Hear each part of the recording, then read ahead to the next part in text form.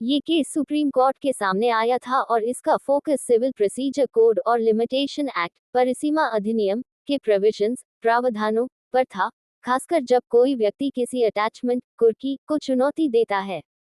Brief summary of the case. Case title: नानी Sukhdas Satyanarayana VS Govardhan दास।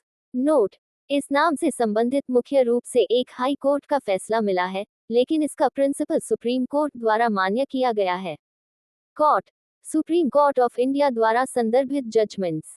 Main issue: civil procedure code CPC के order 21 rule 63 के तहत attachment कुर्की को चुनौती देने वाले सूट मुकदमे पर लिमिटेशन परिसीमा का क्या रूल लागू होता है। Background and legal issue. Dispute: ये डिस्प्यूट एक हाउस प्रॉपर्टी मकान की संपत्ति की ओनरशिप स्वामित्व से संबंधित था, जिसे एक फर्म नेन सुखदास शनारायण या नानी सुखदास सत्यनारायणा ने डेट की वसूली के लिए अटैच कुर्क किया था। ऑर्डर अंडर सीपीसी: जब कोई जजमेंट डेटर निर्णय देनदार का क्रेडिटर लेनदार किसी प्रॉपर्टी को अटैच करता है, तो तीसरा पार्टी क्लेमेंट ऑर्डर 21 रूल 58 के तहत ऑब्जेक्शन फाइल कर सकता है कि प्रॉपर्टी उसकी है, डेटर की नहीं। द सूट क्लेमेंट गोवर्धन दास ने अटैचमेंट के ऑर्डर के बाद ऑर्डर 21 रूल 63 के तहत एक सूट फाइल किया। इस रूल के तहत यदि क्लेम को रिजेक्ट कर दिया जाता है, तो क्लेमेंट को डिक्लेरेशन के लिए एक सूट फाइल करने का राइट होता है। लिमिटेशन इशू: मुख्य लीगल पॉइंट ये था कि क्या ये सेल फ्रॉड्यूलेंट धोखाधड़ी थी और क्या सूट लिमिटेशन एक्ट के तहत टाइम बार्ड समय बाधित था। Principle laid down by the Supreme Court. हालांकि डायरेक्ट सुप्रीम कोर्ट जजमेंट के नाम पर विवरण थोड़ा अस्पष्ट है, लेकिन इस नाम से जुड़े जुडिशियल प्रेसिडेंट्स न्यायिक मिसालें अटैचमेंट को चुनौती देने वाले सूट्स के लिए लिमिटेशन के प्रिंसिपल को रिअफर्म करते हैं।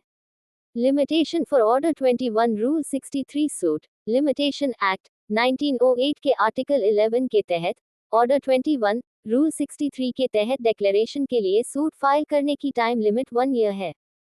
कमेंसमेंट ऑफ लिमिटेशन: ये टाइम लिमिट उस डेट से स्टार्ट होती है जब क्लेम या ऑब्जेक्शन को डिसमिस करने वाला ऑर्डर पास किया गया था। फोकस ऑन सब्सटेंस: कोर्ट ने ट्रांजैक्शंस की बोना फीडिस सद्भावना की जांच की। जब सेल की बोना फीडिस इशू में हो, तो कोर्ट को फैक्ट्स को इंडिविजुअल रूप से नहीं, बल्कि रिलेशनशिप में और हॉलिस्टिकली समग्र रूप से कंसिडर करना चाहिए। फ्रॉड्यूलेंट ट्रांसफर्स: यदि ये प्रूव हो जाता है कि सेल क्रेडिटर्स को डिफ्रॉड धोखा देने के इंटेंशन इरादे से की गई थी, तो ट्रांसफर हस्तांतरण वॉइडेबल शून्यकरणीय हो सकता है।